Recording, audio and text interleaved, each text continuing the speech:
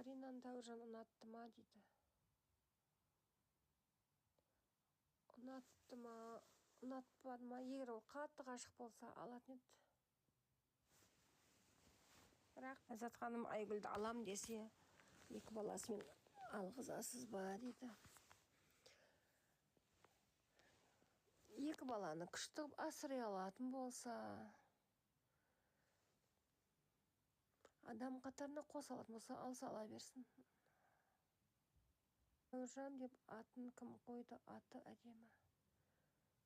Енем қойды ғой, апасы қойды. Қоштасқанда иә бәріміз жыладық дейді Айгүл. Заринада алтын қызды жолықтырды ғой, бағалай алмады ғой балаңыз дейді. Жоқ, ол Заринаны бағалады. Тек көп адамдар шағыстырып, қайта ұрыстыра беретін болды деп ойлаймын өзім.